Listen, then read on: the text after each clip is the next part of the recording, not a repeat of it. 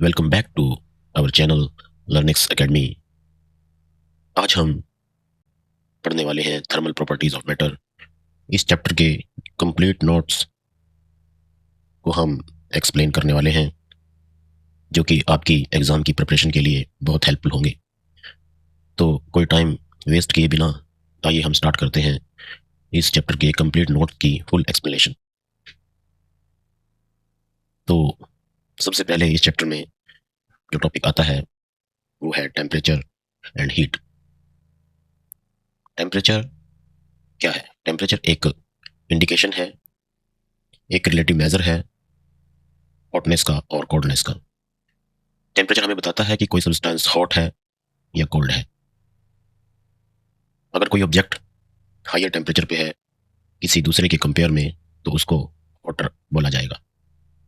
SI unit temperature के kelvin होते हैं और अदर यूनिट्स में डिग्री सेल्सियस, डिग्री फ़ारेनहाइट दूसरे कॉमनली यूज टेम्परेचर के यूनिट्स हैं।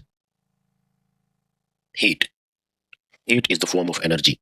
एक एनर्जी की फॉर्म है जो टू सिस्टम्स के बीच में या एक सिस्टम या उसकी सराउंडिंग्स के बीच में ट्रांसफर होती है। एनर्जी की फॉर्म सिस्टम टू सिस्टम या सिस्टम टू सराउंडिंग, जो एनर्जी की फॉर्म ट्रांसफर होती है उसे हीट कहते हैं। And that is transferred by virtue of temperature difference. और ये ट्रांसफर क्यों होती है? क्योंकि दोनों के बीच में टेम्परेचर का डिफरेंस होता है। जब कोई बॉडी अपनी सराउंडिंग मीडियम से हायर टेम्परेचर पर होती है तो हीट की transfer higher to lower temperature की तरफ होती है। Heat transfer takes place between the system and the surroundings. और कब तक होगी? Until the body and surrounding medium are at the same temperature. तब तक होगी जब तक दोनों का टेम्परेचर सेम ना हो जाए।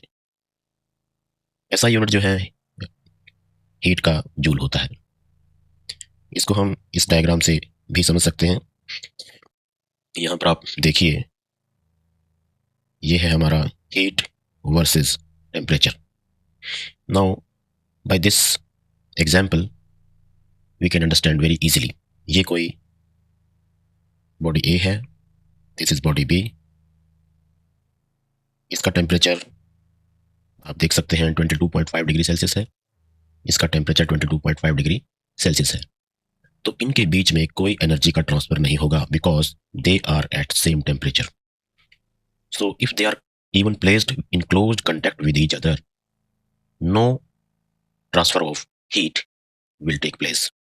अगर यहाँ पर टेम्परेचर का डिफरेंस होता, सपोज करो ए का टेम्परेचर 27 होता और इसका 25 होता, तो 27 वाली से 25 वाली में हीट की ट्रांसफर हो सकती थी जब तक कि दोनों का टेम्परेचर सेम ना हो जाता। तो इस तरह से अब आपको क्लियर हो गया होगा कि what is difference between heat and temperature. Temperature is the indication of hotness and coldness, and heat is the form of energy that take place due to temperature difference. Now, let us measure temperature.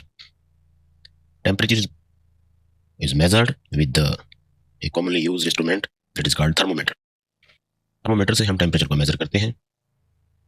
Underlying principal जो है किसी thermometer की construction का, वो ये है कि कोई लिक्विड का वॉल्यूम एक्सपेंड होता है जब टेम्परेचर राइज करता है और कॉन्ट्रैक्ट होता है जब टेम्परेचर फॉल होता है। तो मर्करी और अल्कोहल जैसे लिक्विड्स इसमें मोस्टली यूज होते हैं और ऐसे थर्मोमीटर्स को लिक्विड इन ग्लास थर्मोमीटर कहते हैं, क्योंकि वहाँ पर एक ग्लास ट्यूब में उस लिक्विड को डालकर हम थर्मोमीटर को बनाते हैं। Let us now compare different temperature scales. We will compare Kelvin, Celsius and Fahrenheit scales.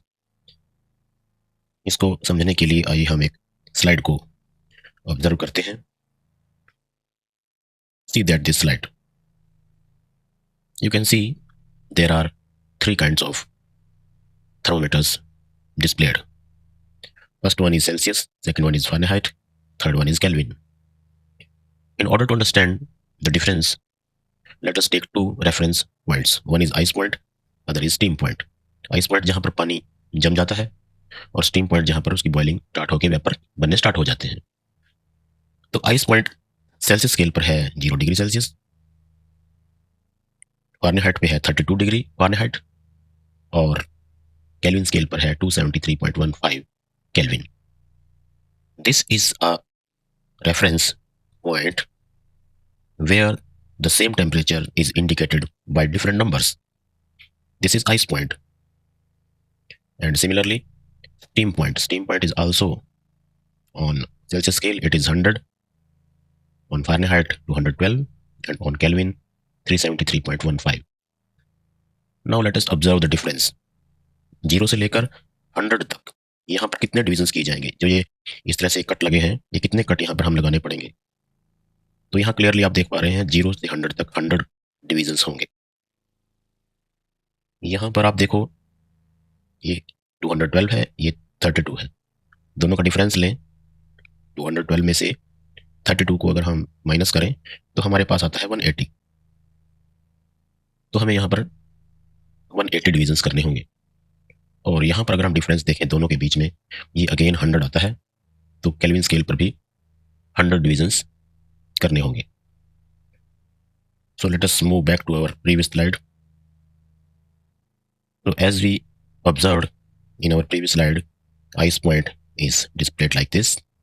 Steam point is this one. And now absolute zero. Absolute zero is 0K temperature. So equivalent temperature on Celsius scale will be minus 273.15. And equivalent temperature to 0K on Fahrenheit scale will be minus 459.69 degree Fahrenheit.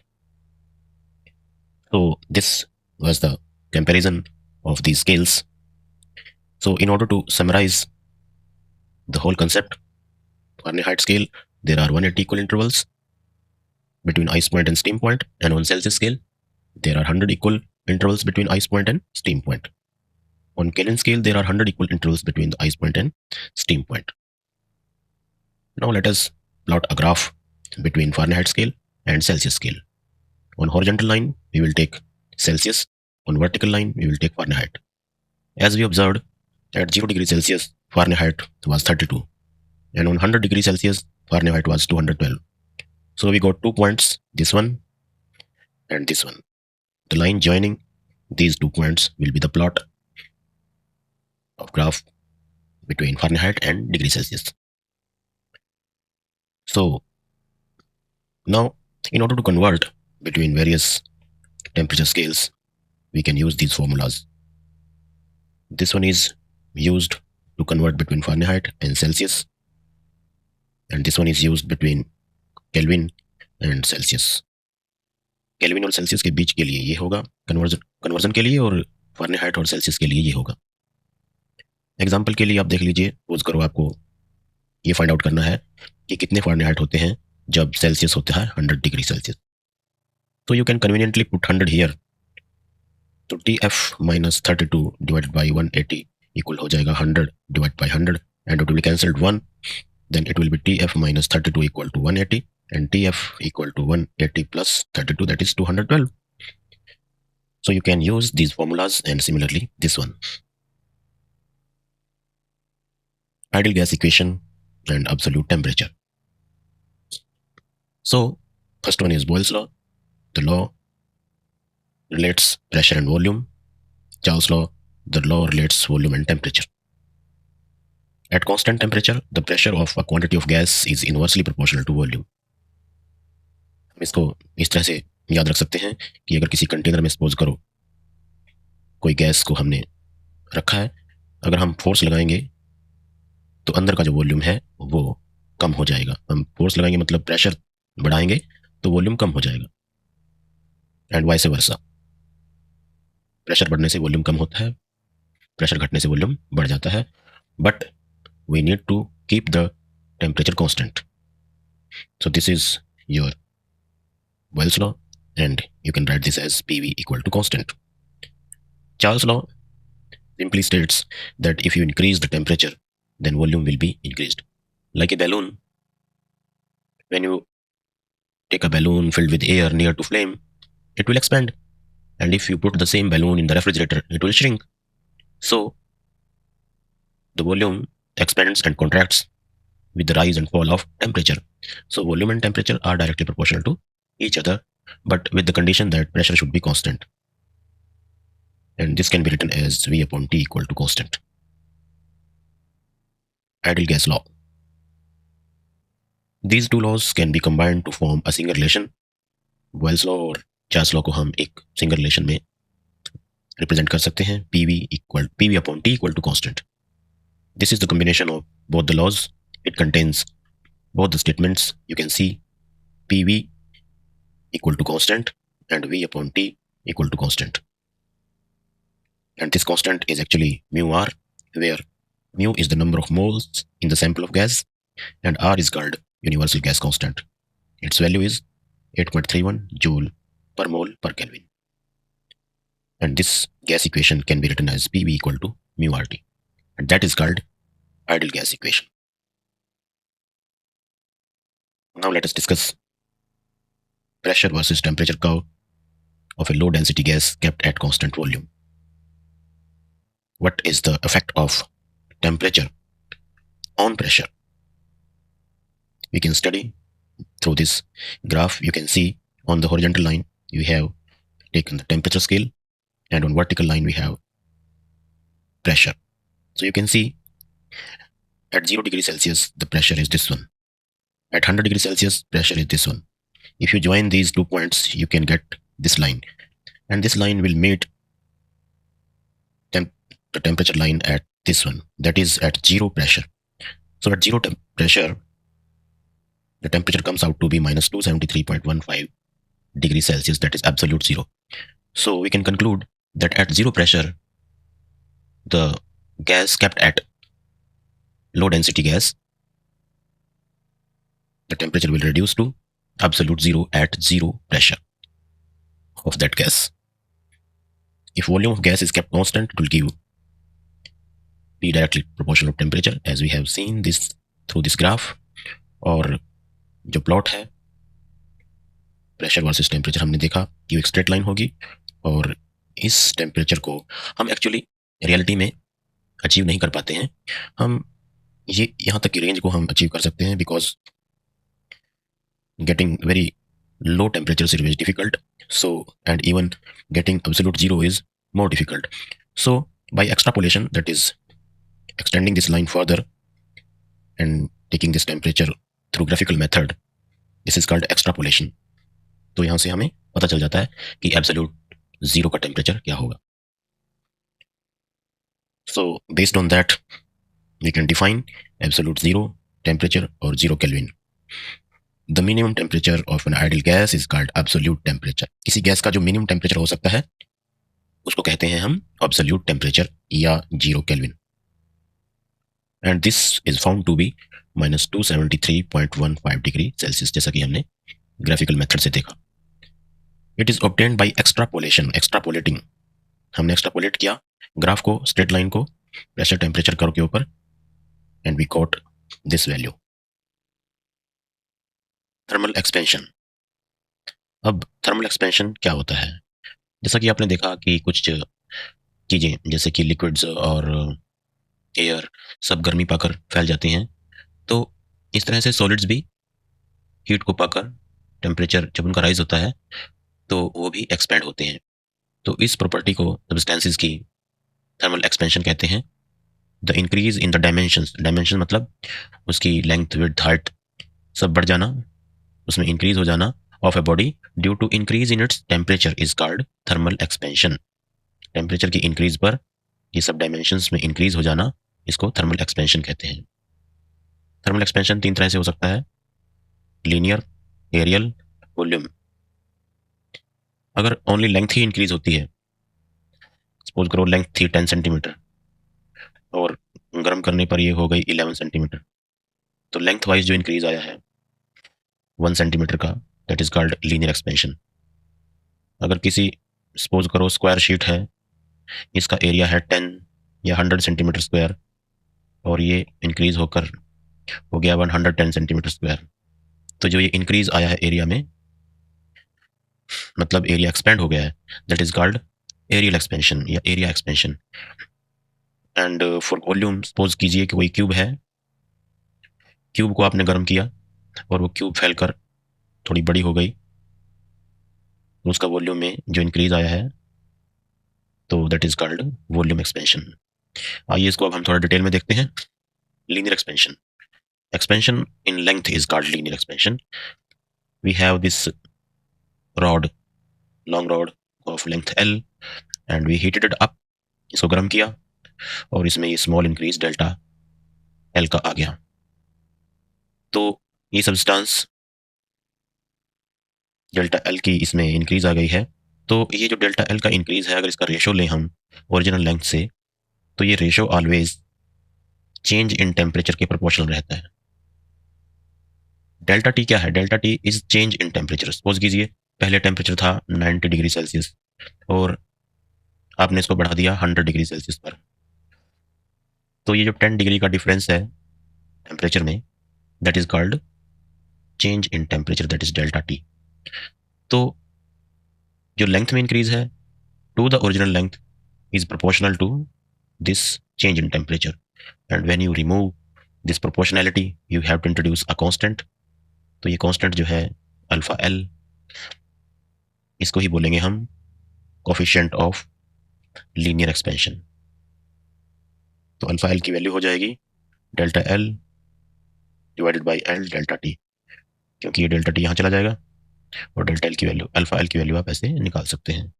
So this alpha L is known as coefficient of linear expansion, and this alpha is characteristic of material of the rod. What does it mean? इसका मतलब है कि ये alpha L जो है वो किसी rod के मटेरियल का एक तरह से उसकी प्रॉपर्टीज उसकी उस पर डिपेंड करता है, उसके मटेरियल पर, उसके नेचर ऑफ द मटेरियल पर डिपेंड करता है। Metals expand more and have relatively high alpha L. Metals ज़्यादा एक्सपेंड होती हैं इसलिए उनका अल्फा एल की वैल्यू हाई होती है। और कंपैरिजन के लिए देखें हम तो कॉपर जो है वो एक्सपेंड होगा 5 टाइम्स, 5 गुना ज़्यादा as compare to glass for the same rise in temperature. मतलब टेम्परेचर में राइज वही सेम किया हमने, सपोज कीजिए 10 डिग्री सेल्सियस किया टेम्परेचर में राइज, तो कॉपर ग्लास के कंपेयर में 5 गुना एक्सपेंड हो जाएगा। एरिया एक्सपेंशन, ये जैसा मैंने आपको पहले बताया था कि कोई आपके पास एक स्क्वायर मेटल शीट है, इसका एरिया ए है, आपने इसको हीट किया तो इसकी नए डायमेंशंस ये हो जाएंगी। तो ये जो आप देख सकते हैं this one, this is the increase in area, and as we did for the case of linear expansion, similar thing we can also do here. The ratio of change in area, this is change in area to the original area is proportional to the change in temperature. और यहाँ पर भी ऐसे ही proportionality को remove करने पर हमें constant alpha ए यहाँ लेना होगा, और ये अल्फा ए की वैल्यू इस डेल्टा टी को यहाँ नीचे ले जाके हमारे पास बन जाएगी alpha A into delta T, that is your coefficient of area expansion. Now, volume expansion. As I told you earlier, we have this cube and हमने इसको हीट किया, टेम्परेचर राइज किया, डेल्टा टी का टेम्परेचर में rise आया, तो ये भी एक्सपेंड होकर नया वॉल्यूम इसका बन जाएगा, ये एक्सपेंड हो जाएगी। और जो चेंज आएगा वॉल्यूम में, जो वॉल्यूम में चेंज आएगा इसको हम डेल्टा वी कहेंगे। डेल्टा वी का रेशो भी ऐसे ही जैसे हमने पहले लिया था एरिया और लेंथ के केस में, यहाँ भी change in volume to the original volume proportional to your change in temperature, and as we did earlier there will be a constant. Now its name will be alpha v, and this alpha v will be delta v divided by v delta t. So this is your coefficient of volume expansion. Now alpha, the value of alpha can be different for different substances like alcohol. For alcohol, alpha v is more than mercury and is expands more than mercury for the same rise in temperature. तो जो volume में change alcohol का है वो ज़्यादा होगा as compare to mercury, क्योंकि उसकी अल्फा वी की वैल्यू हाई है। Now there is very important relation between all these coefficients. तो सबके बीच में alpha L, alpha A, alpha V के बीच में रिलेशन को एस्टेब्लिश करने के लिए आइए हम सबसे पहले अल्फा एल और अल्फा ए के बीच में रिलेशन को फाइंड आउट करते हैं। सबसे पहले हम लिखेंगे अल्फा ए की वैल्यू जो हमने फाइंड आउट की थी। अल्फा ए में डेल्टा ए को कैलकुलेट कर लेते हैं। डेल्टा ए को कैलकुलेट कैसे करेंगे? यहाँ देखो, ये क्या है? This is your dimension with increase length. ये आपकी शीट थी, इसकी लेंथ एल थी, और जो नई आपकी एक्सपेंड होके साइड बनी वो L L plus delta L है। तो जो आउटर आउटर स्क्वायर है उसका एरिया क्या होगा? एल प्लस डेल्टा एल का स्क्वायर। और जो प्रीवियस एक्सपेंशन होने से पहले जो स्क्वायर था उसका एरिया क्या होगा? L square. और हमें चाहिए ये चेंज, कि चेंज कितना होगा। तो इस चेंज को निकालने के लिए दोनों को सब्ट्रैक्ट करना होगा। तो बेसिकली हमने दोनों एरियाज को सब्ट्रैक्ट किया है। This one is expanded one and this is original one. Now if you solve it like this, इसको हम यहाँ सॉल्व करके दिखाते हैं क्या बनेगा। ये L square plus delta L square plus 2 L delta L, और ये आ जाएगा आपका माइनस एल स्क्वायर। तो अब देखिए एल स्क्वायर से एल स्क्वायर कैंसिल हो जाएगा और डेल्टा एल स्क्वायर को हम निगलेक्ट कर देंगे। Why will neglect? Because delta L is very small. Delta L बहुत स्मॉल है, और किसी वेरी स्मॉल जैसे कि 0.0002 का अगर आप स्क्वायर लें तो ये जो वैल्यू होगी that will be very very 0.000000 तो ये बहुत छोटी हो जाती है। तो इसलिए किसी बहुत स्मॉल वैल्यू को अगर हम स्क्वायर लेते हैं तो उसको हम निगलेक्ट कर सकते हैं for the sake of convenience. तो हमारे पास जो बचेगा इस एक्सप्रेशन में वो क्या बचेगा? Only this one, 2L delta L. तो इसलिए हमने यहाँ पर सीधा लिख दिया है 2L delta L, delta A की वैल्यू। और ये तो हम जानते हैं कि एरिया जो है साइड इंटू साइड मतलब L into L, L square होगा। तो now we can now simply write the value of delta A here, value of A here. तो आपका बन जाएगा 2L delta L, L square delta T. और L से L cancel हो गया, आपके पास ये बचेगा 2 delta L, L delta T. और ये जो एक्सप्रेशन है ये एक्चुअल में वैल्यू किसकी है? ये अल्फा एल की वैल्यू है। This is the value of alpha L. तो इस तरह से हमारे पास रिलेशन बन गया alpha A equal to 2 alpha L. We can name this equation as equation 1। Now we can find the relation between alpha L and alpha V. जो हमारा कोफिशिएंट ऑफ अल्फा एल है और अल्फा वी है, इन दोनों के बीच में अब हम रिलेशन फाइंड आउट करेंगे। सो as we did for the case of area, we can do the similar thing for volume. We can find out the volume. तो वॉल्यूम फाइंड आउट करने के लिए वॉल्यूम का फॉर्मूला होता है किसी क्यूब के लिए L cube, side into side into side. तो जो एक्सपेंड होके साइड बनेगी वो है एल प्लस डेल्टा एल, तो उसका क्यूब लेना पड़ेगा, सब्ट्रैक्ट करेंगे और इसमें से ओरिजिनल वॉल्यूम को माइनस कर देंगे। और यहाँ पर हम ए प्लस बी क्यूब का फॉर्मूला लगाएंगे जो कि होता है A cube plus B cube plus 3ab A plus B. तो जब इसको सॉल्व करेंगे और हायर पावर्स को निगलेक्ट कर देंगे, एल क्यूब को कैंसिल करेंगे, तो हमारे पास लास्ट में ये बचेगा 2L स्क्वायर डेल्टा एल। और वॉल्यूम हमारा ओरिजिनल एल क्यूब था। तो ये दोनों वैल्यूज हमारे पास आ चुकी हैं। इन दोनों को हम वापस रिटर्न यहाँ पर कर देंगे। डेल्टा वी की वैल्यू ये है और वी की वैल्यू ये है। इन दोनों वैल्यूज को हमने यहाँ रखा। जब रखेंगे तो एल क्यूब स्क्वायर से एल क्यूब कैंसिल होगा, एल में हम बच जाएगा, डेल्टा टी ये हो गया, डेल्टा एल ये हो गया, और 3 आपका यहाँ आ गया। तो ये आपका बन गया D delta L, L delta T. और ये जो this one is actually equal to alpha L. तो हमारा रिलेशन बन जाएगा alpha V equal to 3 alpha L. So we can summarise now what we find out. We can see this is your alpha A, this is alpha L, and this is your alpha V. And here we found out that alpha A is 2 alpha L and alpha V is 3 alpha L. So ratio between all these three. Linear expansion को हम इसके applications के through भी समझ सकते हैं, और इसका एक बड़ा अच्छा एप्लीकेशन जो है वो है बायोमेट्रिक स्ट्रिप। बायोमेट्रिक स्ट्रिप में आप देखिए कि दो मेटल्स की एक स्ट्रिप जो है एक दूसरे के साथ इस तरह से ज्वाइन की जाती है। यहाँ पर आप देख सकते हैं कि मेटल ए और मेटल बी बिल्कुल एक दूसरे के साथ ऐसे ज्वाइन की होती है। इसमें दोनों मेटल्स में जो कोफिशिएंट ऑफ लीनियर एक्सपेंशन है वो दोनों मेटल्स का डिफरेंट होता है। और जो यहाँ पर हमने इस एग्जाम्पल में बी का जो लीनियर कोफिशिएंट है वो ज़्यादा लिया है एज कम्पेयर टू ए। तो इनमें एक्सपेंशन किसी टेम्परेचर के इंक्रीज करने पर डिफरेंट होगी। जब एक्सपेंशन डिफरेंट होगी तो ये किसी एक साइड में बेंड हो जाएगी। जैसे कि अगर इसको हम कूल करें, इसको देखो हमने यहाँ आइस क्यूब्स के बीच में रखा है, तो जो बी वाली है जिसका कोफिशिएंट ज़्यादा था वो ज़्यादा श्रिंक होगी एज कम्पेयर टू स्ट्रिप ए। तो ये नीचे की ओर इस तरह से बेंड हो जाएगी।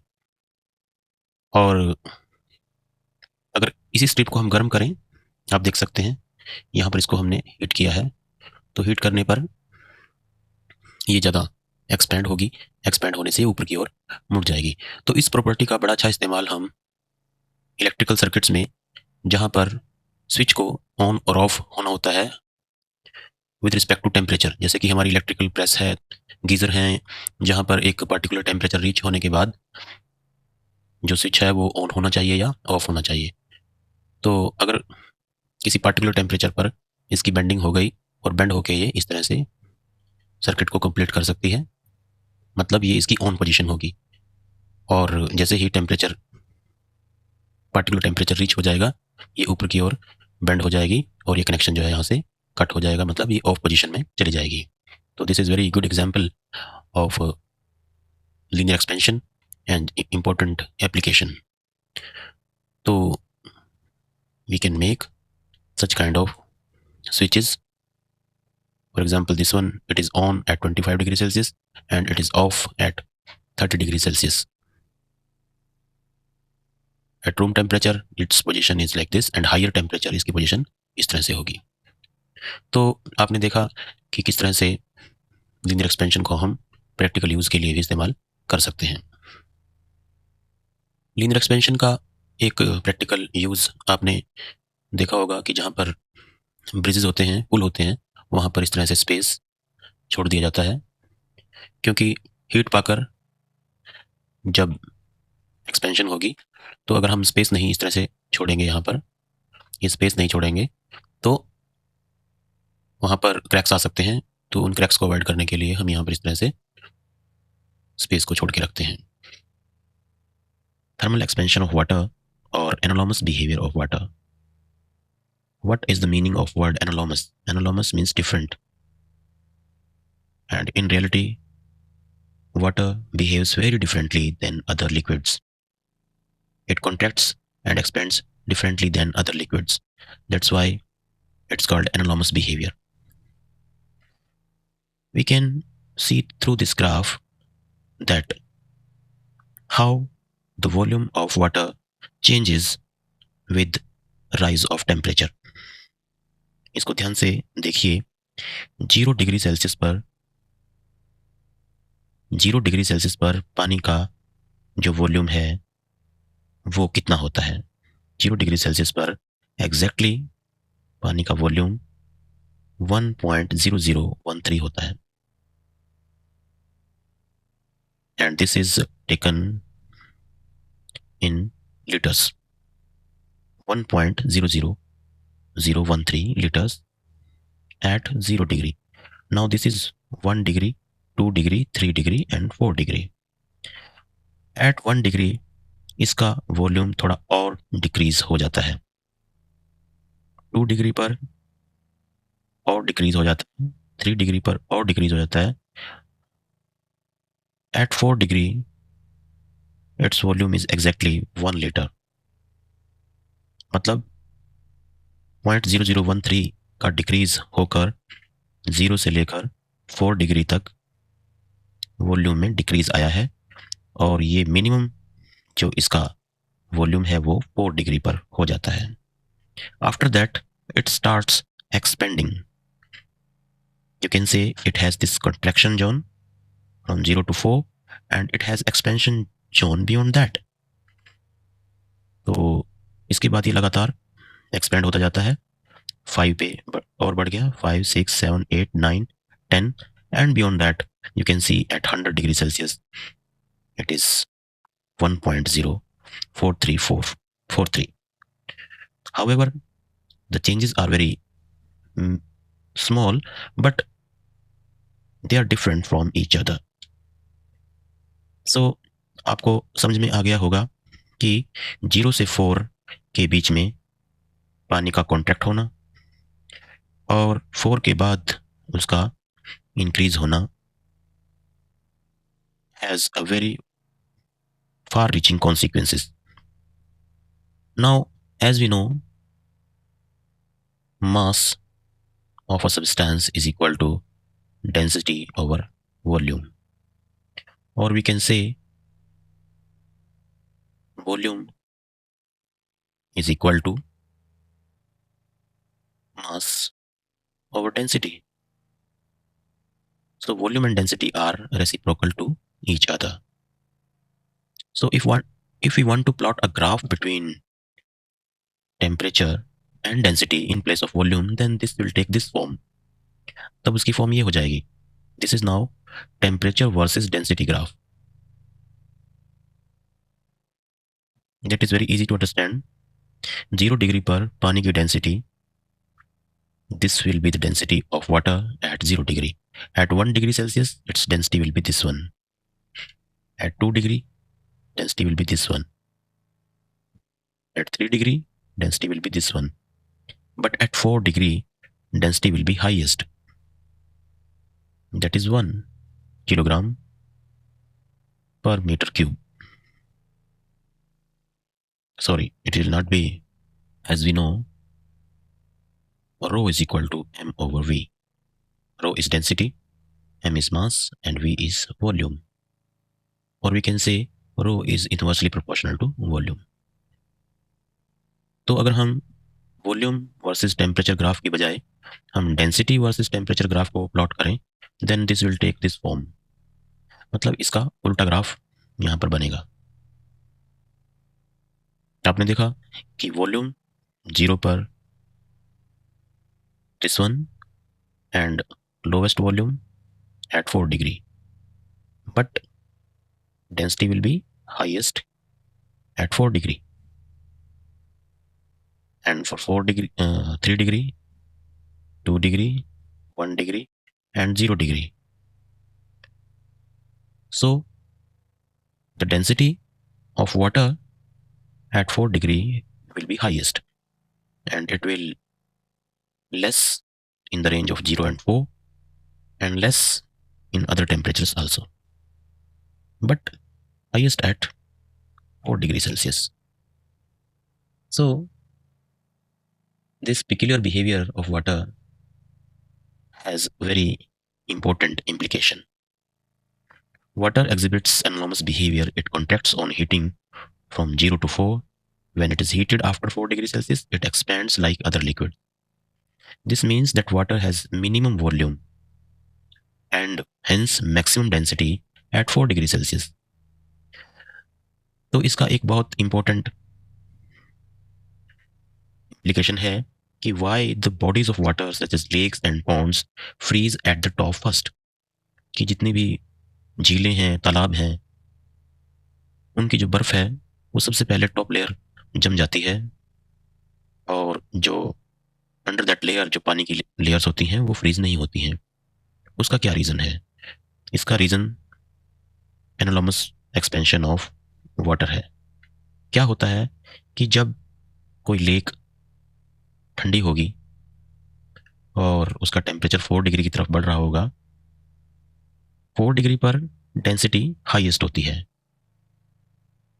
हाई डेंसिटी मतलब भारी, और भारी मतलब सिंक हो जाना, डूब जाना, नीचे की ओर चले जाना. तो 4 डिग्री वाला टेम्परेचर पानी, 4 डिग्री वाला जो पानी है वो भारी होकर, डेंसर होकर सिंक हो जाता है, डूब जाता है, नीचे की ओर चला जाता है. और वार्मर जो दूसरा पानी है जो गर्म है उसकी कंपेयर में जो कम डेंस है वो बॉटम से ऊपर की ओर राइज करता है। भारी पानी नीचे चला गया, हल्का पानी जो गर्म है वो ऊपर की ओर आ जाता है।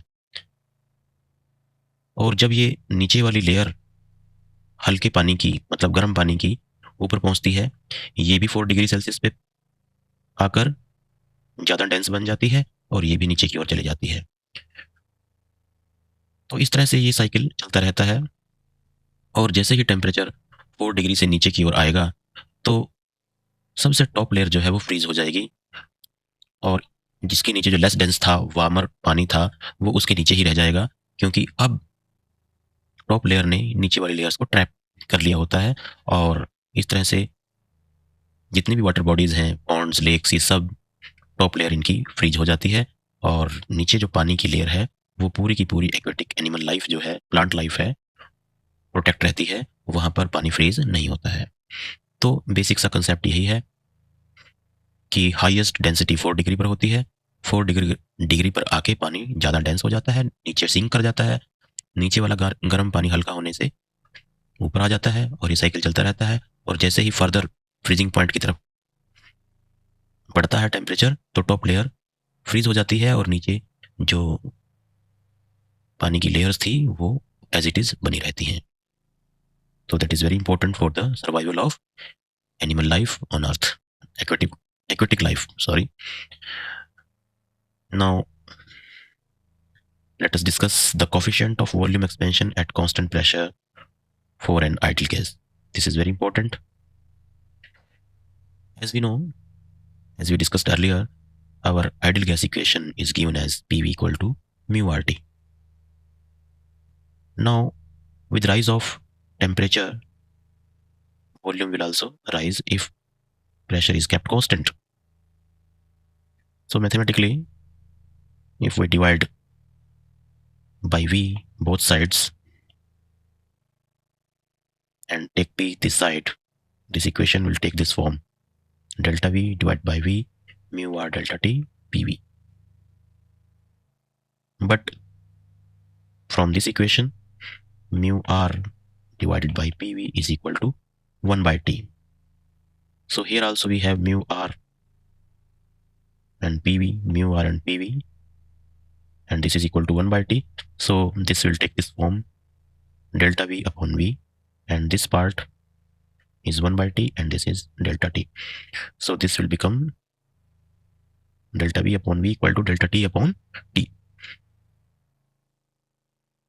This delta T we can take here.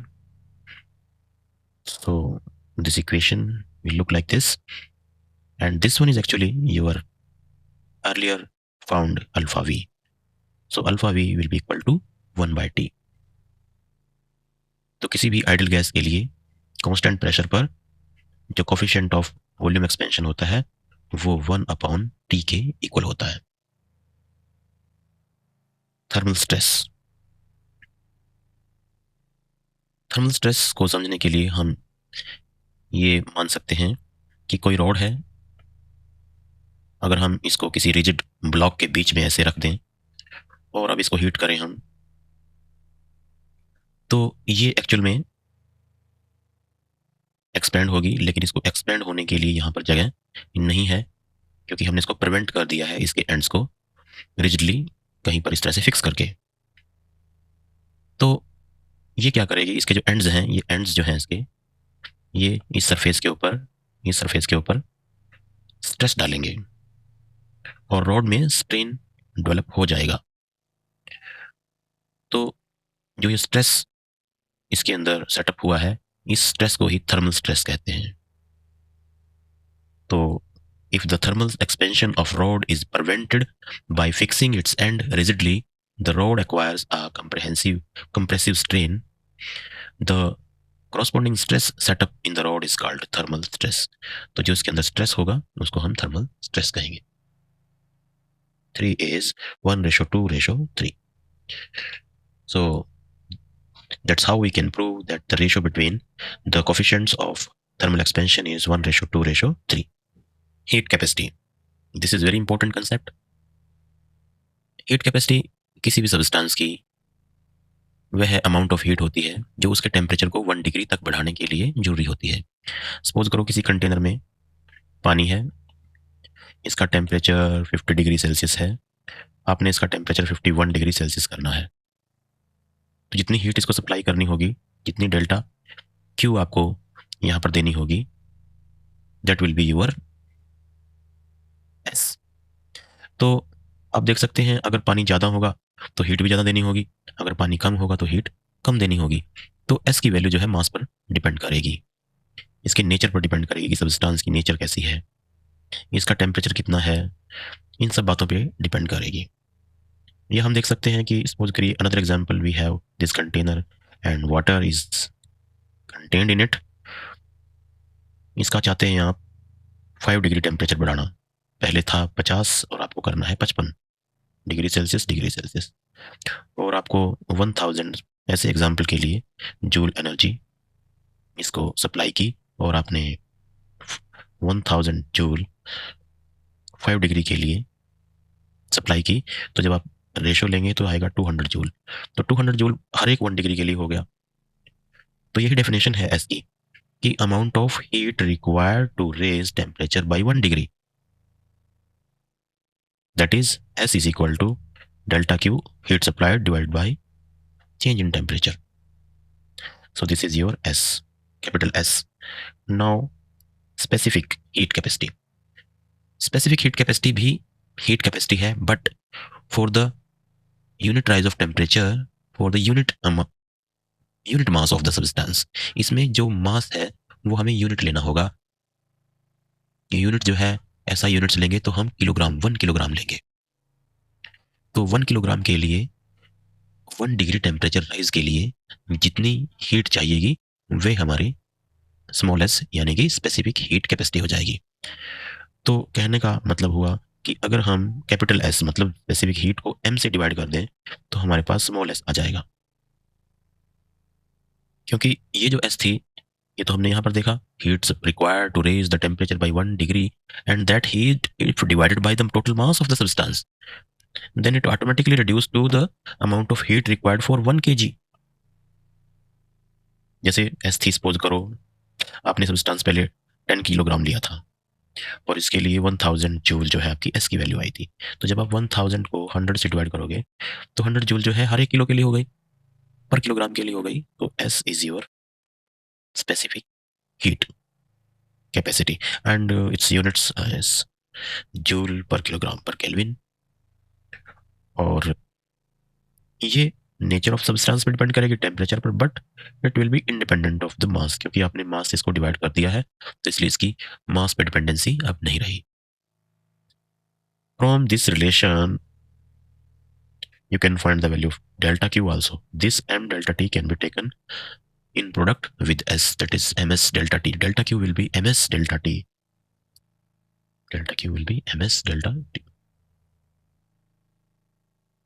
If you divide this S with the number of moles, then you will get molar specific heat capacity. Molar specific heat capacity of a substance is the amount of heat required to raise the temperature of 1 mole of substance by 1 unit. पहले हमने क्या कहा था कि 1 unit mass मतलब 1 kilogram की जितनी की अमाउंट चाहिए वो हमारी स्पेसिफिक हीट कैपेसिटी हो गई थी। अब अगर 1 मोल सब्सटेंस के अमाउंट जो है सब्सटेंस की 1 मोल है और उसका टेम्परेचर हमने 1 डिग्री तक या 1 यूनिट तक रेज करना है, जो जो वो अमाउंट है हीट की वो हमारी बन जाएगी अब मोलर स्पेसिफिक हीट। तो we can say very easily that इसको हम C से डिनोट करेंगे and this will be S by M and where S is delta Q upon delta T। M को हम नंबर ऑफ मोल्स यानी कि mu से लिख सकते हैं। So S divided by, actual में यहाँ भी हमें म्यू ही लिखना चाहिए क्योंकि these are the number of moles. So dependency आप इसकी देख लीजिए कि ये नेचर ऑफ द सब्सटेंस पे डिपेंड करती है तो ज़्यादा प्रॉपर होगा because mu is the number of moles. तो ये हो जाएगा Molar specific heat capacity of a substance is the amount of heat required to raise the temperature of 1 mole of the substance by 1 unit. तो वो 1 kilogram के लिए heat की requirement थी 1 डिग्री राइज करने के लिए। ये 1 डिग्री राइज करना है अब हमने 1 किलोग्राम की बजाय 1 मोल में। तो 1 मोल के लिए जितना हीट चाहिए टेम्परेचर राइज करने के लिए यूनिट, वो हमारा हो जाएगा मोलर स्पेसिफिक हीट कैपेसिटी। तो इसके यूनिट हो जाएंगे जूल पर मोल पर केल्विन। तो ये नेचर पर सब्सटेंस की डिपेंड करेगी और टेम्परेचर पर, and it is independent of the mass of the substance, क्योंकि मास से हमने इसको डिवाइड कर लिया है in the form of moles. Now we can discuss specific heat capacities of gases. एक गैस जो है वो कंप्रेसिबल होती है। हीट ट्रांसफर को अचीव किया जा सकता है कीपिंग आइदर प्रेशर और वॉल्यूम कांस्टेंट। हम प्रेशर और वॉल्यूम में से किसी एक को कांस्टेंट कर रख के हीट ट्रांसफर कर सकते हैं। तो गैसों के लिए जो हीट कैपेसिटी है वो दो तरह से डिफाइन की जा सकती है। एक वो जब टेम्परेचर कांस्टेंट, प्रेशर कांस्टेंट हो, एक वो जब वॉल्यूम कांस्टेंट हो। तो molar specific heat constant pressure पर सीपी कहते हैं, और molar specific heat constant volume पर इसको सीवी कहते हैं। क्योंकि हीट ट्रांसफर अगर वॉल्यूम कांस्टेंट रख दिया तब डिफरेंट होगी, और हीट ट्रांसफर जब हमने प्रेशर कांस्टेंट रख दिया तो डिफरेंट होगी। तो इसलिए हमें गैसेस के लिए पार्टिकुलरली जो कैपेसिटी है, हीट कैपेसिटी है स्पेसिफिक, वो इस तरह से देखनी पड़ती है। तो इसमें फॉर्मूला जो हमने पढ़ा वो ऑलमोस्ट सेम रहेगा, 1/μ डेल्टा क्यू डेल्टा टी। यहाँ पर हम पी लिखेंगे सबस्क्रिप्ट में, और वी के लिए हम यहाँ वी लिखेंगे, otherwise all other parameters will be same, definition will be same. यहाँ पर हम कहेंगे प्रेशर कांस्टेंट, और इसमें कहेंगे हम volume constant, other statement will be same. Now for water heat capacity, specific heat capacity होती है 4186 joule per kilogram per kelvin. मतलब आपको 1 किलो वाटर की टेम्परेचर को 1 केल्विन में चेंज करना है, उसका टेम्परेचर 1 केल्विन इंक्रीज करना है, तो आपको कितनी हीट की रिक्वायरमेंट है? आपको 4186 जूल की रिक्वायरमेंट होगी, और ये स्पेसिफिक हीट कैपेसिटी कहलाएगी वाटर की। तो ये फिगर काफ़ी बड़ा है as compare to other substances, that means water has very high specific heat capacity.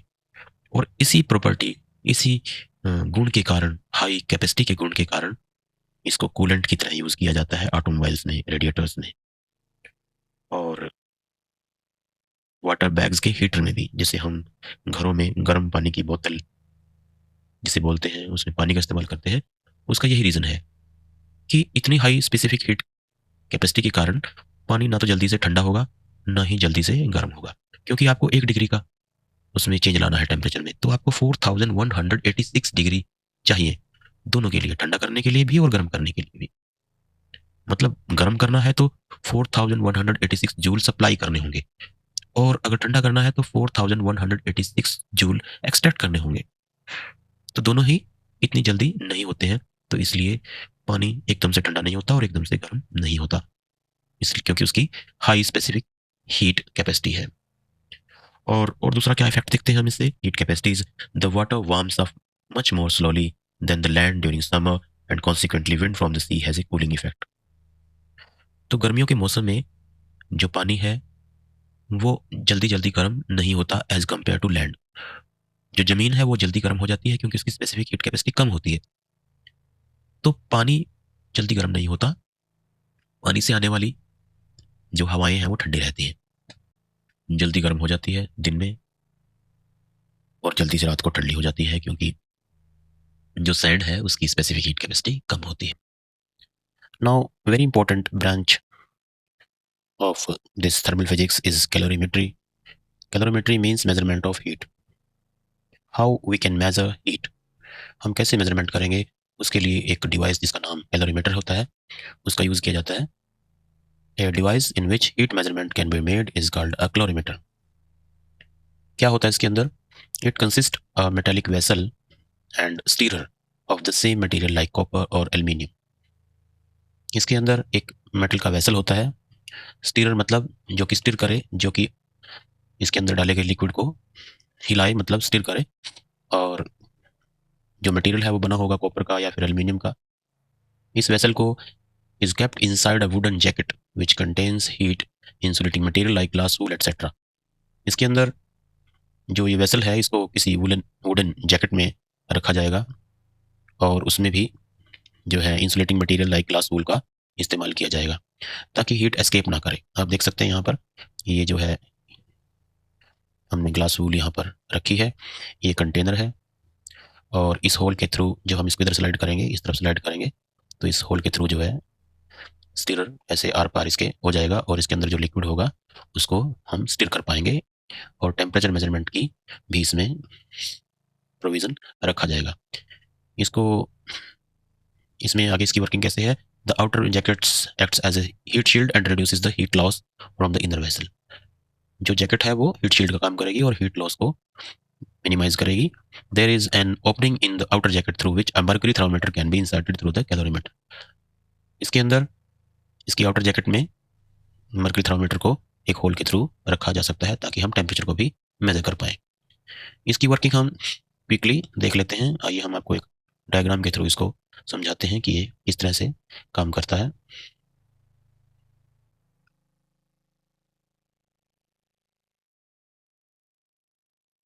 This is a typical setup of a calorimeter. You can see that there is a pedal inside. अंदर एक pedal है, इस pedal को इस armature के through rotate किया जा सकता है। यहाँ पर एक थ्रेड लेकर ऐसे चारों ओर इसके लपेटा गया है, रैप किया गया है। यहाँ से एक वेट को हैंग किया जाता है। जैसे वेट को अलाउ किया जाएगा नीचे फॉल होने के लिए, तो ये रस्सी जो है अनरैप होगी, खुलेगी और ये घूमेगा। जब ये घूमेगा तो ये पैडल भी घूमेगा और इसके अंदर जो लिक्विड है इसके ऊपर वर्क डन किया जाएगा, और वर्क डन करने से इसका टेम्परेचर राइज करेगा। तो टेम्परेचर में राइज कितना होगा, यहाँ पर आप देख सकते हैं थर्मोमीटर हमने लगा रखा है। इस थर्मोमीटर से टेम्परेचर का राइज मेजर कर लिया जाएगा।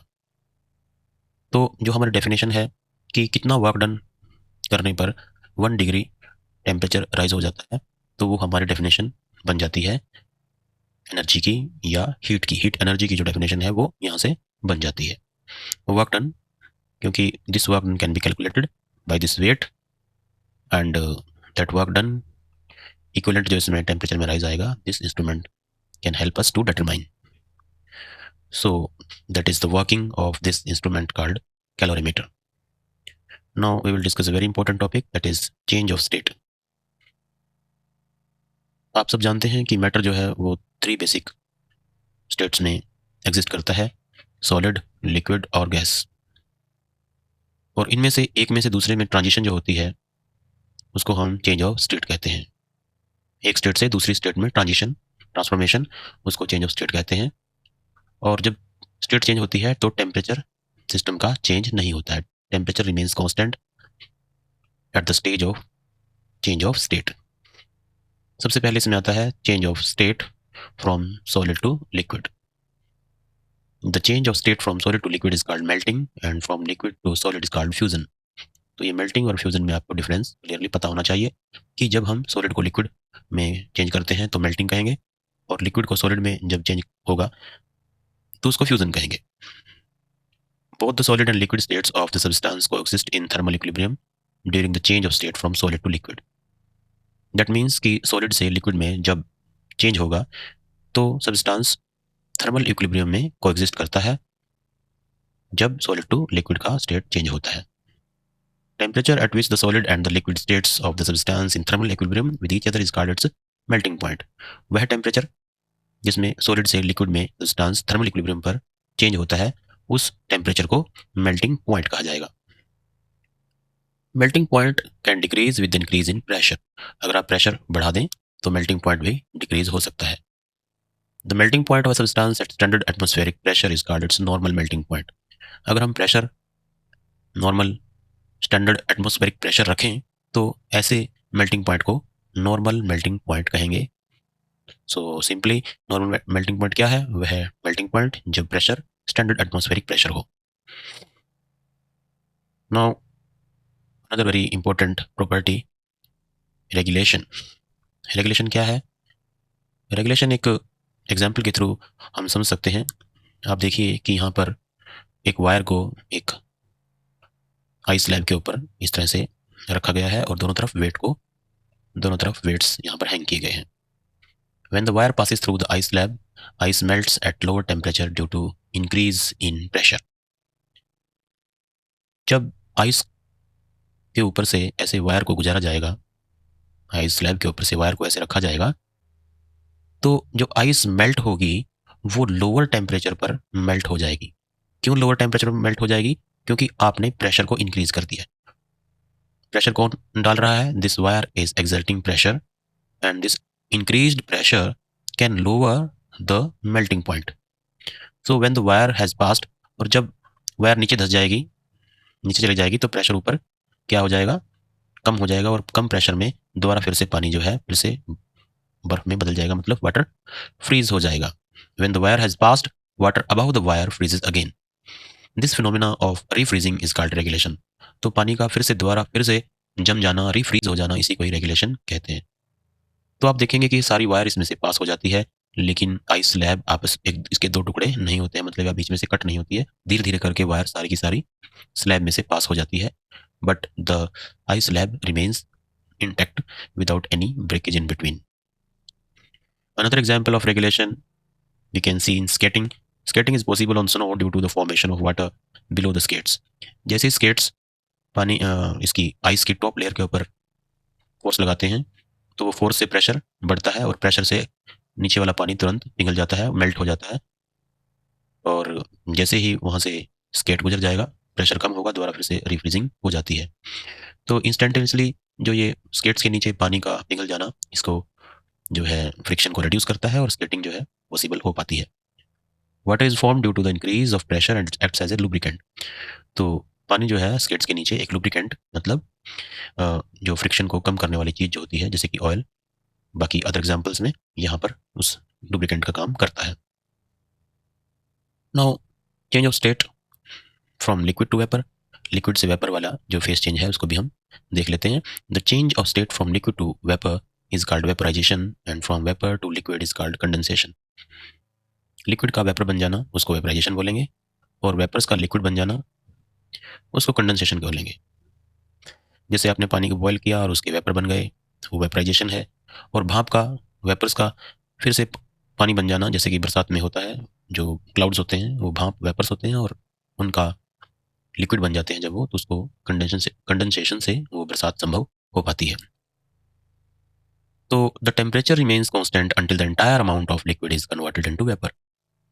टेम्परेचर बिल्कुल कांस्टेंट रहता है जब तक कि पूरा का पूरा लिक्विड वेपर में बदल ना जाए। Temperature at which the liquid and vapour state of the substance coexist is called boiling point. जिस टेम्परेचर पर लिक्विड वेपर स्टेट में बदल जाता है और दोनों ही स्टेट को एग्जिस्ट करती हैं, मतलब लिक्विड भी और वेपर भी साथ साथ एग्जिस्ट करती हैं, ऐसे टेम्परेचर को बॉइलिंग पॉइंट कहते हैं।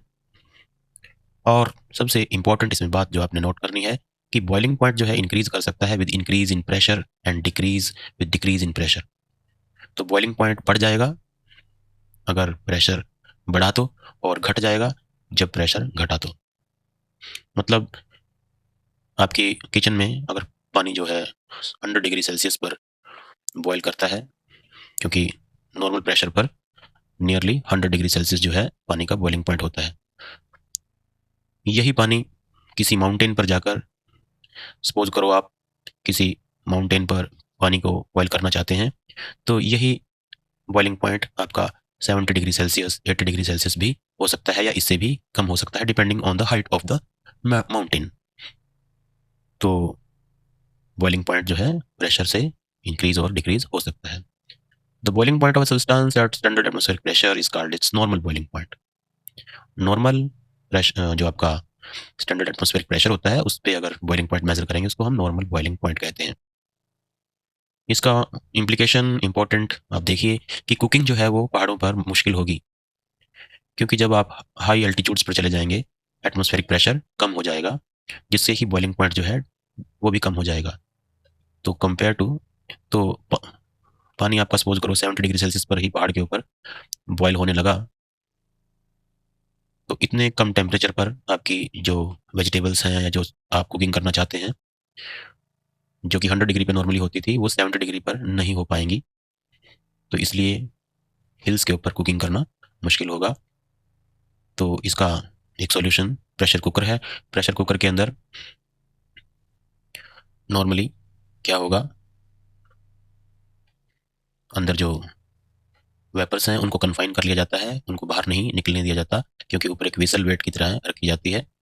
और जब एनफ प्रेशर बिल्टअप हो जाता है तो वेपर्स जो हैं वो रिलीज, स्टीम जो है वो रिलीज कर दी जाती है। लेकिन उससे पहले एनफ प्रेशर अंदर बिल्टअप हो जाता है, और इस उसका हाई प्रेशर के कारण उसका बॉइलिंग पॉइंट भी इंक्रीज हो जाता है 100 डिग्री सेल्सियस या 120 डिग्री सेल्सियस। तो हाई बॉइलिंग पॉइंट होने पर जितना भी हमारा फूड कंटेंट है उसको एनफ एनर्जी जल्दी मिल जाती है और वो जल्दी पक जाता है।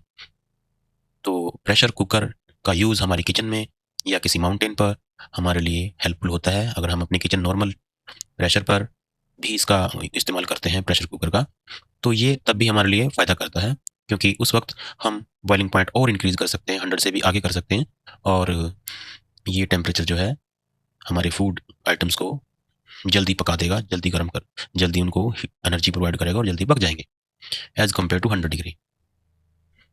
सो this is very important implication of this result, and boiling point is increased inside a pressure cooker by increasing its pressure, hence cooking is faster। ये हमने आपको पहले ही explain कर दिया है।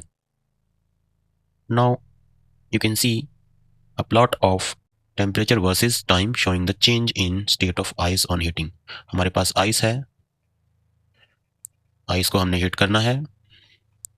हम जैसे हीट करेंगे, ये देखिए इतना टाइम तक ये टेम्परेचर इसका यहीं बना रहेगा, लेकिन जैसे ही कुछ टाइम बाद इसका टेम्परेचर राइज करना शुरू करेगा और यहाँ पर ये 100 डिग्री इतने टाइम में रीच हो जाएगा।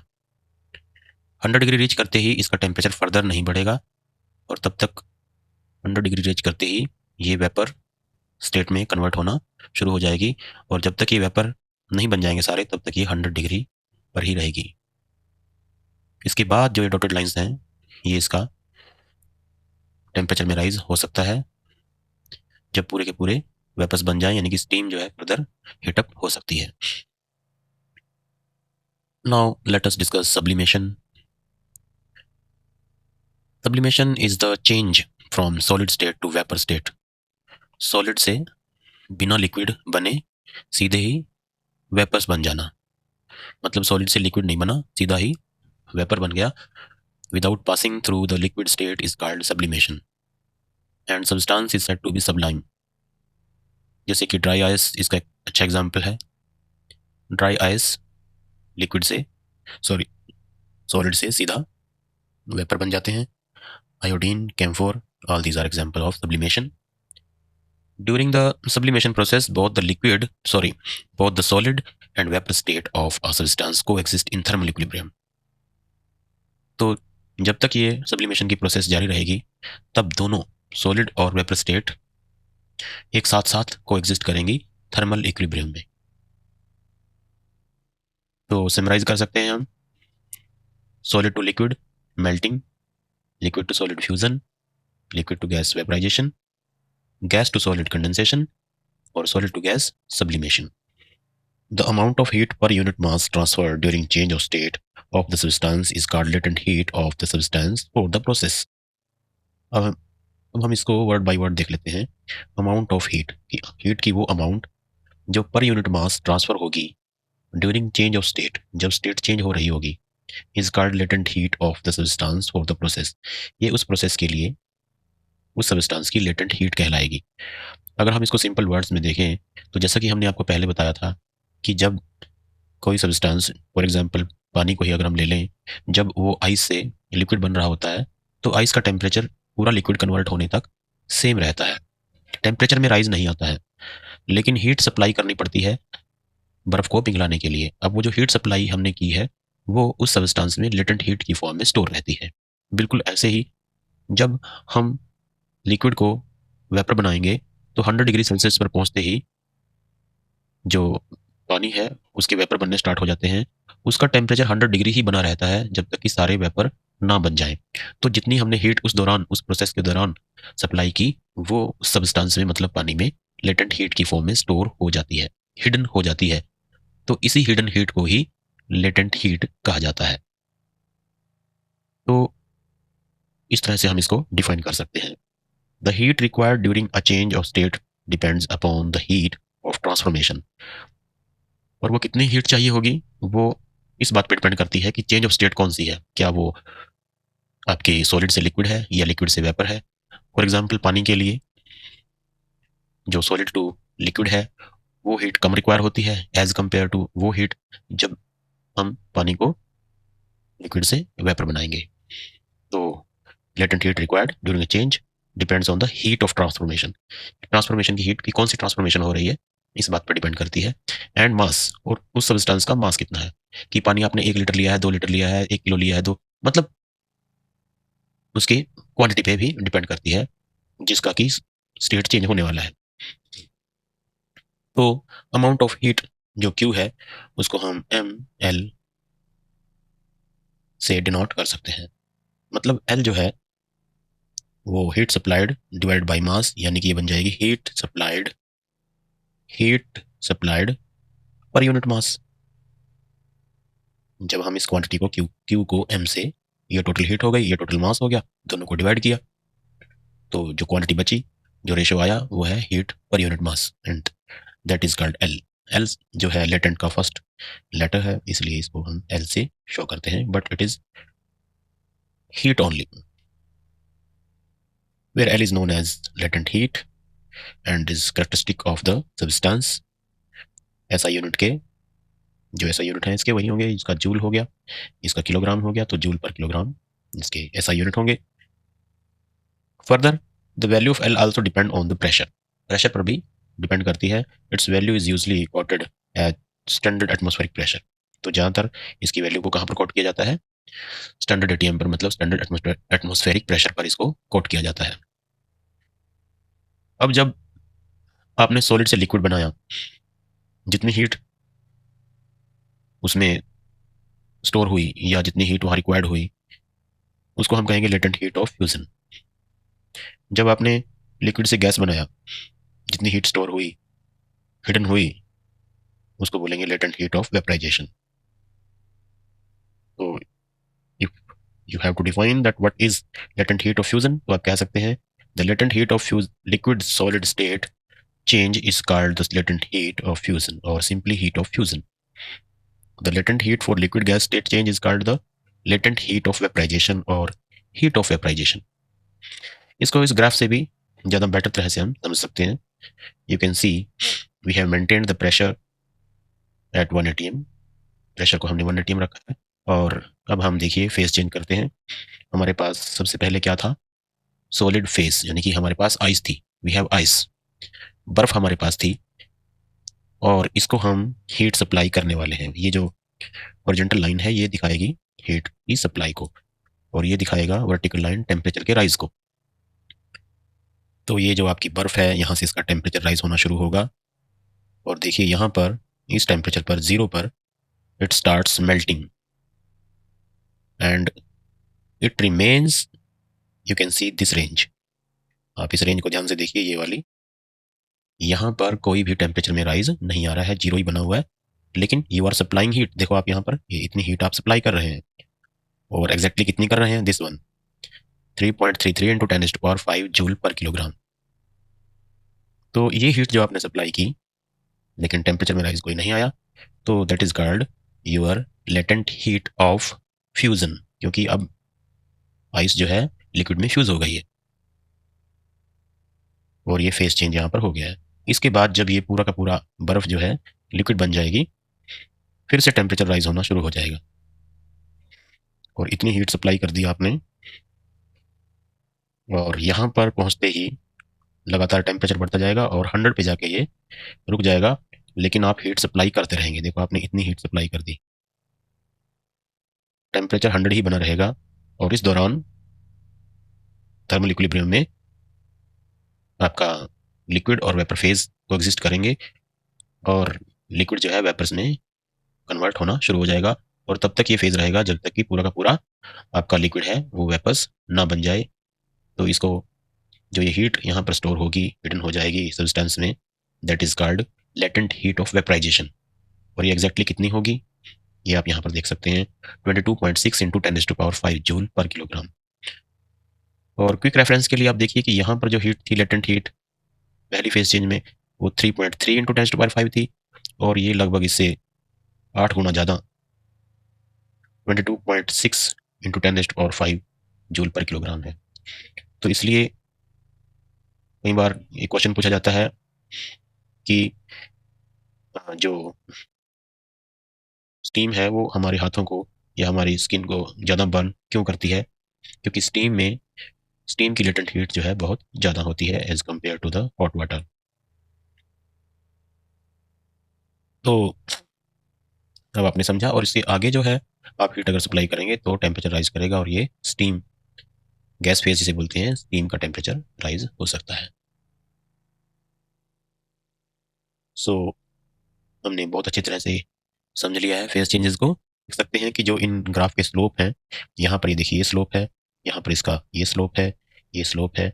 तो जो डिफरेंट स्लोप्स हैं, देखिए the slopes of phase lines are not same slips, जो स्लोप्स हैं वो सेम नहीं है, विच इंडिकेट, जो ये बताती है कि specific heat of various states are not equal, कि स्पेसिफिक हीट भी अलग अलग स्टेट के लिए सेम नहीं होती है।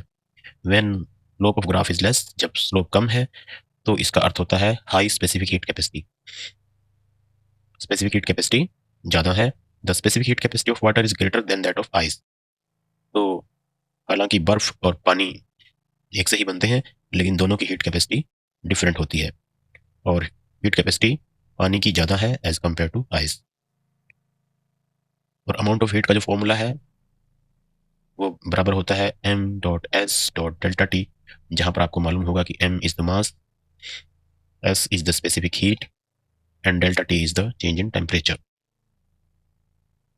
तो जो हीट की अमाउंट होगी लिक्विड फेज में, जैसा कि हमने एग्जाम्पल में भी पढ़ा, ग्राफ से भी देखा कि डेल्टा Q लिक्विड फेज में ज़्यादा चाहिए हमें then in the solid phase. मतलब जब हम बर्फ से पानी बना रहे थे तब हीट रिक्वायर्ड कम थी, और जब हम लिक्विड से स्टीम बना रहे सॉरी वेपर बना रहे हैं तो डेल्टा Q की मात्रा ज़्यादा है। तो slope of liquid phase is less than that of solid phase. तो हम कह सकते हैं कि जो स्लोप है लिक्विड फेज का वो कम होगा as compare to that of solid phase. So all heat energy is transmitted without any material medium in this frequency range.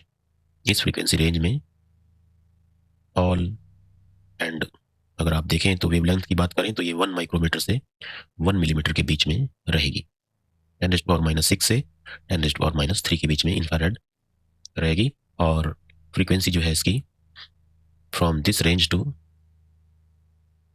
This range, ये फ्रीक्वेंसी की रेंज रहेगी। चलिए हम प्रीवियस स्लाइड पे चलते हैं, अब आपको समझ में आ गया होगा। The electromagnetic radiation emitted by a body by virtue of its temperature is called thermal radiation. The energy so radiated by electromagnetic waves is called radiant energy. और इस एनर्जी का जो पार्टिकुलर नेम है, जो इलेक्ट्रोमैग्नेटिक वेव्स की form में energy transmit की जाती है, रेडिएट की जाती है, इसको बोलेंगे रेडिएंट एनर्जी।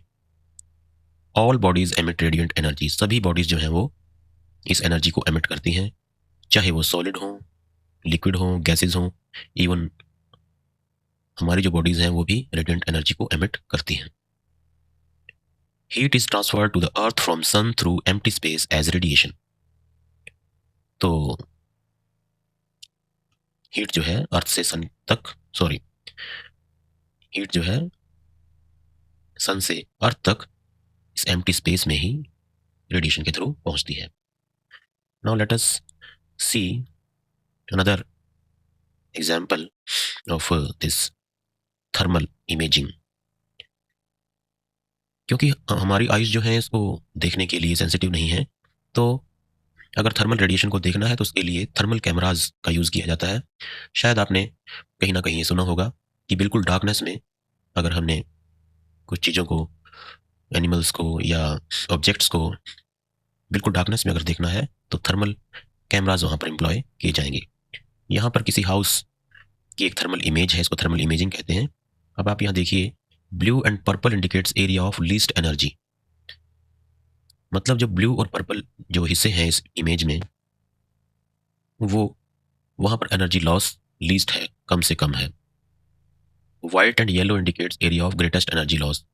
और जहाँ पर व्हाइट है या येलो है वहाँ पर एनर्जी लॉस लीस्ट दिखाई देता है। और जो रेड पार्ट है, रेड के आसपास के जो एरियाज हैं, वो हमें, मतलब वो हिस्से ज़्यादा गर्म है, वहाँ पर हीट ज़्यादा एमिट हो रही है। इस तरह से हम थर्मल इमेजिंग से कंप्लीट डार्कनेस में देख पाते हैं। Even small creatures like snake, वो भी थर्मल इमेजिंग से ही अपने प्रे को, अपने शिकार को रात को देख पाते हैं। Now we have to study black bodies. What are black bodies, what they do, ये हम यहाँ पर पढ़ेंगे। उससे पहले, black bodies absorb and emit radiant energy better than bodies of lighter colours. को एमिट भी बेटर करती हैं और एनर्जी को एब्जॉर्ब भी बेटर करती हैं than the bodies of lighter colours, उनकी कंपेयर में जिनके रंग हल्के हैं, अदर देन ब्लैक हैं, तो उनसे ज़्यादा बेटर एमिशन और एब्जॉर्प्शन ब्लैक बॉडीज करती हैं। और इसके एग्जाम्पल भी, एप्लीकेशंस भी हम डेली लाइफ से देख सकते हैं। वी वियर वाइट और light coloured clothes in summer so they absorb the least heat from the sun.